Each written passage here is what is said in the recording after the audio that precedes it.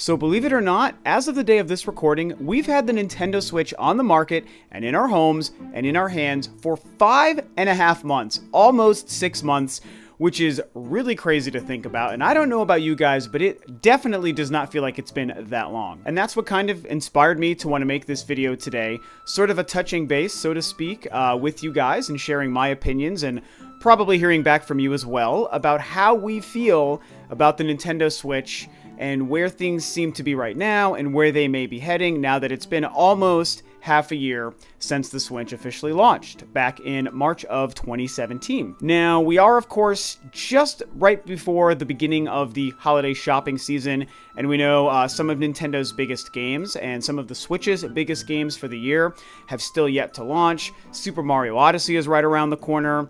Mario plus Rabbids, Fire Emblem Warriors we know to expect, Xenoblade Chronicles. To be fair, I think we should throw in Rocket League. I think that's going to be a pretty big third-party holiday title. I believe that's scheduled for around December, if I'm not mistaken. We should be expecting it before the end of the year. So, you know, 6 months into the life of the Switch, there's still some of the biggest titles we still have to expect. But it's been an interesting scenario so far, these first couple of months of the Switch's life. And again, that's why I wanted to talk to you guys about this today. And, you know, it should be noted, I have made two sort of similar topic videos kind of discussing where things as far as the Switch are currently. But I wanted to make this a little bit more focused and talk about, now that we are almost 6 months in, the best and the worst of the Switch so far. So of course I do have to say, before I get too far into this, that all the cards on the table, I love the Switch. I love this machine. I've said it on many videos. If you're familiar with me and following Rule of Two Review for any length of time, you've heard me say that, and you already know this. I'm a huge Nintendo fan. I'm a huge Switch fan. I think that the console is great. That doesn't mean there aren't some negatives and some things we have to discuss, which is why I was excited to kind of create this video and put it into this format. But all things considered, at the end of the day, I am a big fan of the console. I'm a big fan of the potential and where I think things are probably going to be in another year or so. And, you know, before I go into the good and bad, I think it's important that we all know this. Nintendo so far has done a really great job with their decision to make this console the way it is. So starting off with what I think are some of the best things about the Nintendo Switch, almost 6 months into its life here in 2017, I have to say, it's the controller options. It's something that I feel like I never really knew that I needed or wanted, and I would think a lot of people out there might feel the same thing. I mean, who knew that having so many different ways to play a console and to play a video game machine could actually be really interesting? I mean, we'll start off with my favorite thing, these suckers, the frickin' Joy-Cons, man. These things are so neat, and I think Nintendo did a really, really good job creating this sort of little goofy way to slide controllers on and off to the machine you're playing, this portable / home console thing. And, you know, there's a lot of tech built into these. It uses gyro really well. It's got the HD rumble. It has this IR sensor camera thing on the bottom of the right Joy-Con, which really hasn't been utilized a whole lot as of yet.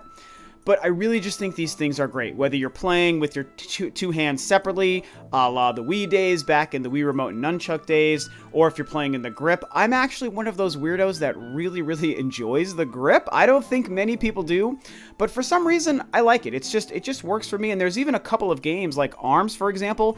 I play that game best with these things in the grip. I don't know why, it's just a weird thing, but I like it. I think it works, you know? And what has to be noted about the Joy-Cons, I think, more than how they are currently, I think it's the potential. And this is something I talked about, like, I don't know, a couple of days after the Switch launched.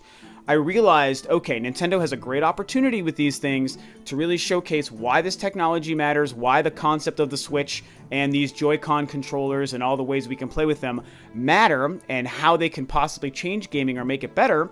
And there's only been a few examples of games that really take advantage of it. You know, obviously 1-2 Switch is the main one. That's like the Nintendo Land or the Wii Sports, so to speak, of the Switch, except you have to buy it for $50. But that is what it is as far as tech demos go. And it made me realize there's some cool things we can do here, you guys, and Nintendo and other developers out there.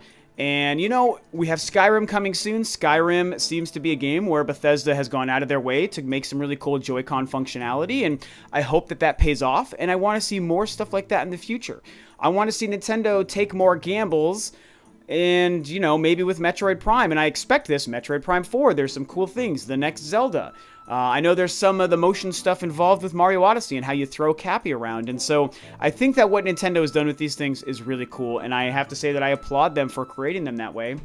And then of course you've got the Pro Controller, which is great, probably my second favorite Pro Controller style controller I've ever used behind the Xbox One controller, and it's just awesome. I think that creating so many controller options was one of the smartest things Nintendo could have done for the Switch based on the way they designed it. And I'm a huge fan of every time I decide to play the Switch, it's like, well, how do I want to play today? And I get to pick from myriad different options, and I just think it's really cool. Let's get to one of the biggest, if not the biggest and most important thing when it comes to the Switch, and what I think is absolutely one of the best things about the console. It's really obvious, you guys. It's the games. It's the library that Nintendo has set up so far for us in this first year. Now, I'm cheating a little bit because I'm even though I'm talking about the first 6 months, 5.5, 6 months of the console as it's already been released, I'm sort of throwing in the fact that we know to expect very, very soon a couple of key, very big, and very awesome looking titles. Titles I've already talked about: Mario plus Rabbids, Mario Odyssey, Fire Emblem Warriors, Xenoblade, Rocket League, all of those titles, we know to expect those in the next few months, not to mention everything that's already released. I mean, I have some of them right here. These are the 4 physical games I own, and the fact that we have a console that launched with Breath of the Wild, and I've been going through that game again recently this last week because I talked a buddy of mine into picking up a Switch, and he is so in love with Zelda, and it's like, yes, there's a lot we still need to expect maybe in the games department, and again, some of the games that make me so excited about the Switch have not yet released, but when you look at what Nintendo has done and given us to play so far, and even some of the third parties, and what we know to expect very, very soon, I think that Nintendo really worked super hard to make sure that the Switch was going to have stuff for us to play. When I look at the launch period, the first 2 or 3 months, it was a little bit barren. I absolutely agree, there wasn't a lot to play, but I think that was very calculated by both Nintendo and possibly any other third-party or indie developers that wanted to release stuff on the console because of Zelda. I think that everyone knew to just get out of Zelda's way, let the Switch and this new Zelda game launch at the same time, and everyone was going to be wrapped up in it for months and months, and everyone kind of gave it that sort of space to breathe, no pun intended, and I think it worked out to everyone's advantage. And then, once we got into the late April, early May time, that's when a lot more things started to happen. And also on the games front, I have to include in that the indie situation happening. And again, I'm someone, if you know me, I don't really play indie games. I don't get too excited about them. I'm trying to think, what do I have? I bought Implosion and Fast RMX. Those are the only 2 indie eShop only releases, digital games that I've purchased for the Switch so far. The only other one I'm going to be picking up is Sonic Mania, and I don't even know if that qualifies as indie. Maybe, maybe not. Who even knows? But regardless, the indies have really come out in force to support the Nintendo Switch. And I think they're seeing the benefits of that because the indie scene is doing very well.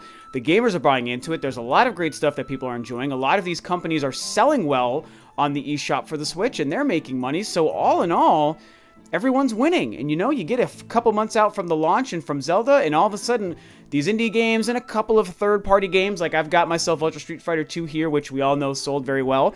There was a lot of stuff to play. Splatoon, ARMS, Zelda, and of course Mario Kart Deluxe. All 4 of those high-profile Nintendo games launching, reviewing well, selling like crazy in this first 5.5, 6 months of the Switch's life, and then everything coming out by the end of the year. I mean, really, Nintendo has done a great job with the early on library of the Switch. The other big thing I want to talk about, one of my favorite things, and surprisingly favorite for me when it comes to the Switch, also really simple and obvious, it's the portability. Wow, the portable aspect of the Switch has blown me away. And it kind of harkens back to, I know you guys are going to groan when I say this, but hear me out. It harkens back to the Wii U, because I remember in the build up to the Wii U, a lot of the things that Nintendo was talking about and trying to get the message out there to us was about the off-screen play and the fact that just by the nature of how the Wii U was designed and the gamepad was designed, that people could have, a TV show or a movie or something on the television, where someone's significant other or their kids or family or whatever else, roommates, could be watching something on TV, and then you could game on your Wii U gamepad. And yes, you had to be within, in the same room and tethered within like 15 feet. And we all know that that was one of the big problems with the Wii U. But when you just look at it conceptually, that was really cool. And I remember the first year of the Wii U, a lot of people started saying, I'm surprised how much I like doing that. I mean, a lot of us were caught off guard how actually beneficial it was to be able to play something on your Wii U gamepad while the TV was on and someone was doing something else. That turned out to be one of the coolest features. And in the same respect with the Switch, going into the launch, I was like excited about the idea of the handheld, console sort of cross thing happening. But I was thinking, yeah, it's still going to be a console. Like, I'm a console gamer. I don't need to be running around the world with my video games always playing them. I'm just going to leave it pretty much docked almost all the time. And sure enough, once I had it in my hands, once I had it in my house, I love to play the thing not on the TV. To be fair, I haven't taken it outside of my house very many times, like 2 or 3 times maybe.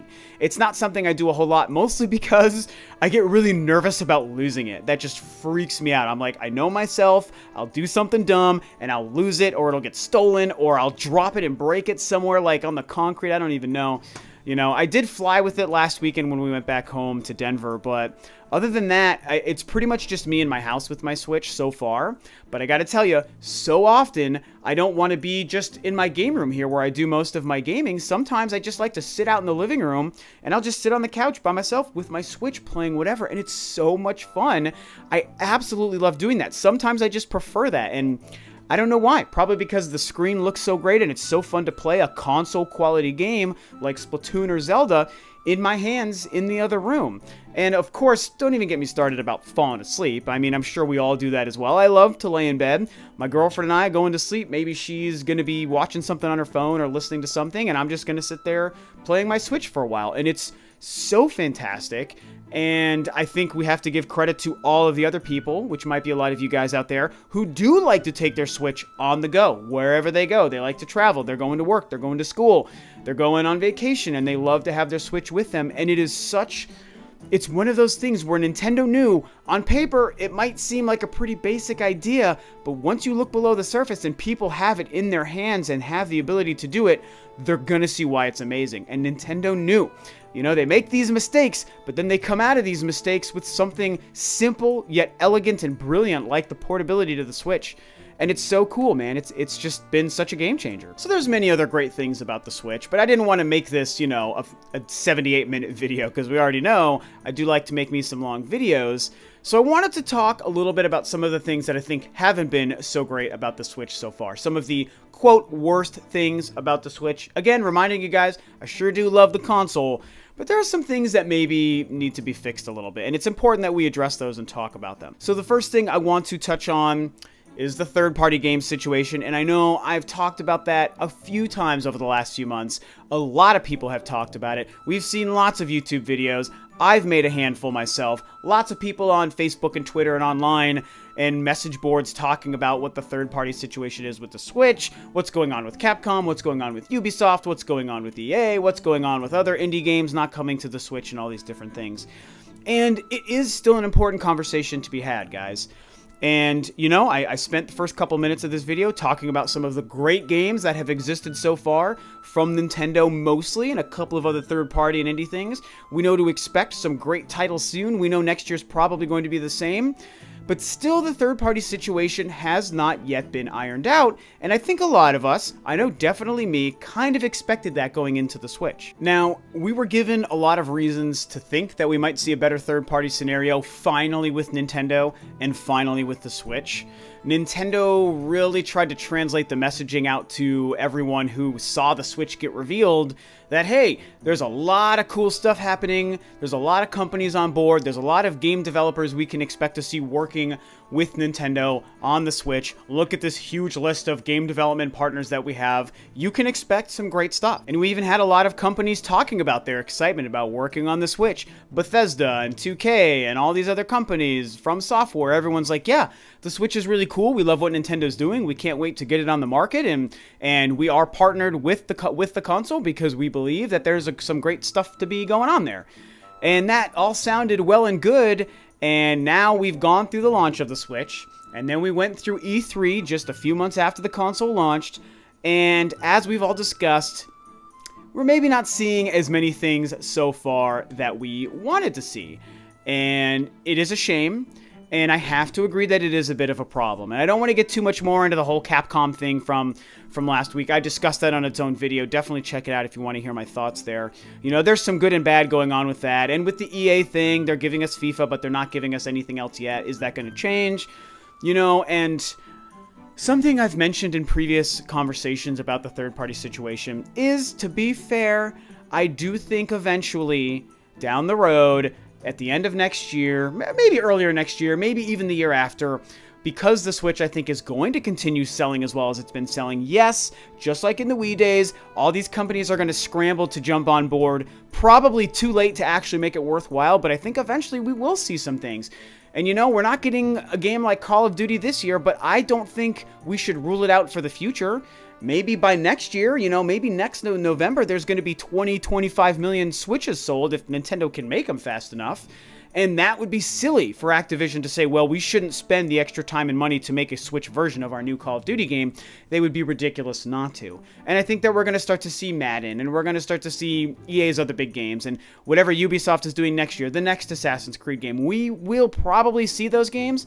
But as of right now, it kind of hurts to see that Nintendo and these companies weren't able to come together, find an agreement, understand the benefit to both sides, the third-party developers and to Nintendo themselves, to make this all work together and have, beyond the amazing Nintendo lineup of games for the first year of the Switch, what about these other companies? Why couldn't we have had some good stuff happening there? Nintendo, for whatever dumb reason, has struggled with the third-party thing time and time again, year after year, generation after generation. You know, they nailed it with the GameCube. The GameCube, oh, love it. Just one of the greatest times in Nintendo's history for me. Even though the system didn't sell as well as it should have, it still did like whatever 25, 30 million units. It was a moderate success, but the library was fantastic, and the third-party situation was almost on par with what was happening at the time with the PS2 and the Xbox, and that was great. Since then, just hasn't been the same. And we've all been waiting, at least myself as a big fan of third-party games as well, have been waiting to see this get rectified. And still, it's not quite there, even with the Switch and all these great things Nintendo are doing.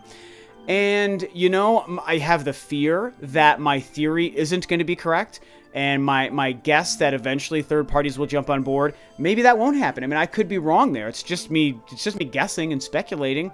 What if that doesn't happen? And we have another, for like the fourth system in a row, we have a situation where Nintendo couldn't get the right kind of third-party situation happening, and it's a shame. Nintendo could really benefit from having games like Grand Theft Auto, like Destiny. I mean, I always list these same, 5 titles as examples, but you know the examples. You know the games, the third-party games that you would think would make a lot of sense to have on the Switch. Why is it a struggle to get Dragon Ball FighterZ on the Switch? Why wasn't Bandai already ready to go and put that stupid game on this thing? God, I want it so bad. We shouldn't be questioning Kingdom Hearts 3. We should know a game like that is coming. It should be second nature. We should wake up every morning just knowing, oh yeah, of course, Kingdom Hearts 3, why wouldn't that be on the Switch? Duh. But unfortunately, that's not the case. That's just the world we live in. Will the third-party situation get fixed in the future?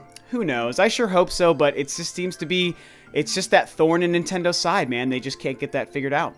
But the other thing I want to talk about, let's talk about probably the biggest of the worst. And you knew I was going to get to this. And we got to address, again, the online situation, the voice chat situation, the mobile app situation for the Switch. So this is a big deal, guys. This really is something that's worth addressing, and it's something that we need to not necessarily let get shoved under the rug here, because this matters. Online gaming and your online network is relevant. It is so relevant in 2017 and coming up on 2018 and beyond. And we all know this. Everyone's talked about it. Nintendo has addressed it a few times. And I think that they still have a long way to go when it comes to the online thing. And, you know, it's another situation, like I've already mentioned a few times as well, where it doesn't really impact me so much. I only need, when it comes to gaming online nowadays, I only need the bare essentials. I need the basics, which is I can have an online game, I can turn it on and connect online and find people to play with or against. I'm good. That's all I need. I need a network that connects to the internet and that is stable and won't lag and won't disconnect me and have issues, and that's all I care about. Can I put in Mario Kart 8 and then get online and start racing people within a couple of minutes and do that for as long as I want with no issues? Yeah. Can I do the same with Splatoon or ARMS? Yeah. It's probably going to be the same when Rocket League comes out and whenever other things happen with Nintendo and online gaming.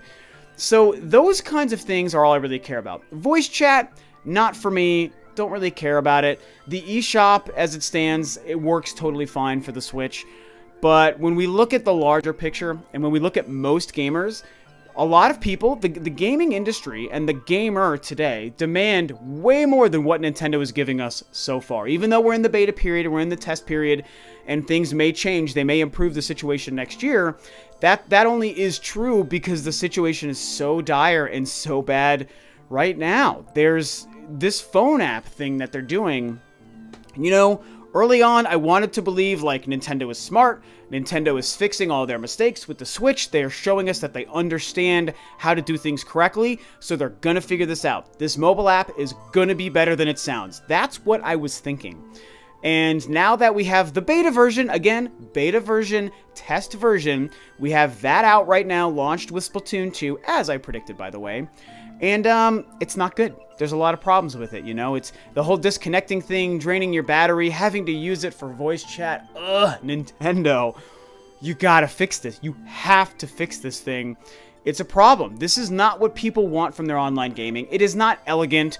For this machine doesn't sit under your TV at all times. People pick it up and they go all around the world with it. They go everywhere they go with it. They need to make it, you need to make it, I should say, easy for people, for us, to be able to use your online network. It should all be on the system. It should have achievements and all the notifications on the system. Some of that stuff is there right now. All your voice chat, all your lobby making, all your party chat, and your friend lobbies and all these things.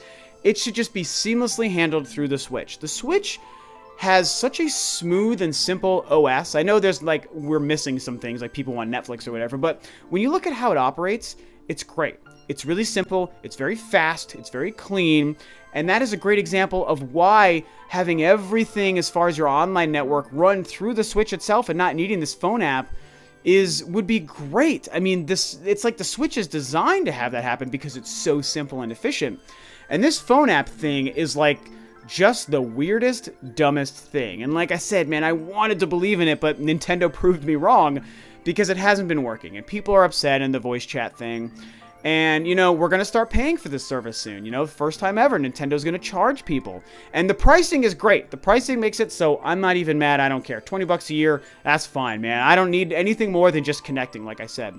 But, again, for the larger scope, it needs to be rectified. It needs to be fixed. Because people need a certain level of online gaming standard to enjoy their gaming nowadays. It's very important. And I've theorized this as well. This kind of sort of relates to the whole third-party game situation.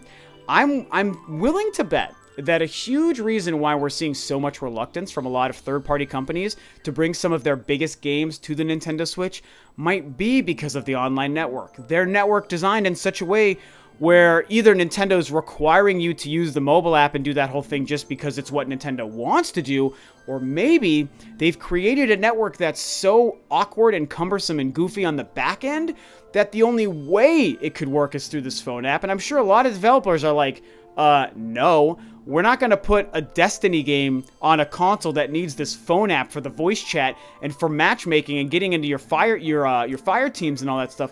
Oh my god, what a mess that would be. Maybe Activision's like, yeah, no one's getting into Call of Duty lobbies with a phone app, Nintendo. Like, that doesn't work for us. It doesn't work for the gamer that plays our games. It doesn't work for our game, so just no way. Not until you fix it. I mean, I really think there's a possibility that Nintendo's mobile app is proving to be a barrier for a lot of third-party companies to put some of their online-focused games on the console. So, you know, there's all these reasons and more why the online situation is not in good shape, and it's a big deal. I don't care about it, you guys. Remember, I'm someone who can say it doesn't affect me, but it does affect the wider swath of gamers in the gaming market today. So Nintendo really needs to get that sorted out. The one other negative I want to address really quickly isn't so big in the grand scheme of things, but it's pretty interesting and I think something that's important to talk about. And that is Nintendo's silence on the Virtual Console. What the heck is going on with the Virtual Console? Every week, everyone's talking about where's the Virtual Console? You're releasing SNES Classics and NES Classics, and you're releasing Neo Geo games on the eShop, but where's just the dang Virtual Console, Nintendo? Where's our Super Nintendo library, our NES library, our 64 library? Where is that GameCube Virtual Console library that everyone is willing to throw millions of dollars your way for? Now, I know that there was a kind of pseudo update to this last week. A couple of GameCube-related titles showed up online or on the back end of Nintendo's network or something. I didn't research where they showed up. But they're kind of some breadcrumbs that might be leading us to the GameCube Virtual Console or to the Nintendo Virtual Console for the Switch, whatever.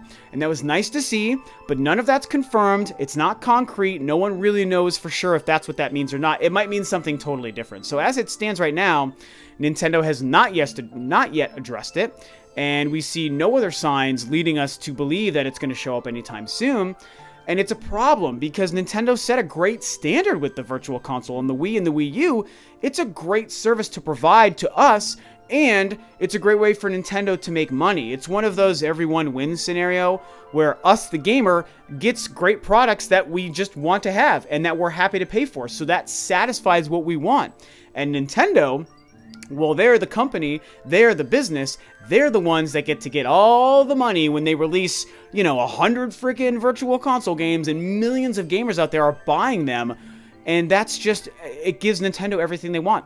More money, which can hopefully just make better games and a better Nintendo going forward. And it's something that people want. It's something that we desire. We're always curious where it is. And the fact that Nintendo won't even tell us it's officially a plan, it's coming soon, even just say, hey, we're going to address it next year. I mean, just say something like that. But they are like, mum's the word. And I think that part of the reason is because, whenever the paid online service launches next year, there's going to be some sort of weird thing where monthly you get access to NES and Super NES games. And that is cool. Like, I don't want to really take away from that because I think that is a pretty neat thing to offer. And there is some value in that for sure. But I don't want that weird little thing, which is only going to be a small handful of rotating games, I guess. I don't want that to hold back the Virtual Console. I want access to Super Nintendo, Nintendo 64, and Sega Genesis games badly. And Nintendo has showed us before that it's part of their business model. We've kind of been led to believe that it is something that's supposed to show up on the Switch eventually, and we just don't know what's going on there. And it's definitely aggravating to a lot of people. I'm not just saying this for myself. It is a problem that a lot of people see, and to me, it's only exacerbated by the fact that Nintendo hasn't talked about it. And so that's something else that, Nintendo, we want it. You haven't promised it to us, but you've set the expectation that we should see it. And that's something you gotta do soon because we want our GameCube games. We want our Super Nintendo games. We don't want to have to fight people in the streets for SNES Classics. We just want our dang Virtual Console. So, yeah, I think that's it. I think that's all I'm going to address today. In summary, the Switch is a unique console in a unique position, but it's overall a positive position. And I think that that's the most important thing to remember here. There's a lot more things that are great about the Switch I could have talked about. There's a lot more things that maybe aren't so great. Well, maybe I'll say there's a few more things that aren't so great about the Switch that I would like to have talked about as well. But, I think these are some of the main bullet points that I wanted to hit on both sides of the fence. There's a lot of good happening. There's some not so good. Nintendo is not a perfect company. The Switch is not a perfect machine or console. And not everything is, as I like to say, sunshine and rainbows in the Switch world. But for the most part, things are pretty great. The Joy-Cons are awesome. The portability is incredible, and everyone's loving the fact that we can use it portably and on our TV. And the games library so far has been spectacular. By the end of the year, it's only going to get that much better.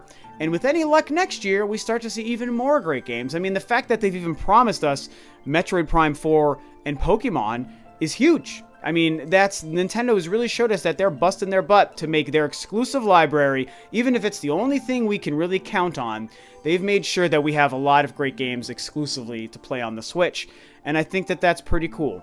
Are they going to fix the online scenario? I think we will see tweaks and improvements to it eventually. Overall, it's probably going to be just another sort of weird, awkward, kind of half-assed version of online for Nintendo, at least for the Switch and this go-around. Are we going to get more third-party games? I want to believe yes. Maybe I'm wrong. And who even knows about the Virtual Console, man? Maybe Nintendo's just abandoned the idea altogether. Tough to say. Either way, that's it. That's a wrap, I think, though. That is the Nintendo Switch so far, the best and the worst of the console, as I see it, all per my personal opinion and personal perspective. So what do you guys think about the bullet points and the topics I hit on both sides of the conversation today? And what are some of the other things maybe you feel that you like or don't like about the console that maybe I didn't talk about? Share your opinions and your feelings and your thoughts on the Nintendo Switch so far below. Thanks, of course, as always, for tuning in, guys. This is Rob of Royalty Review, and I'll catch you next time on another video.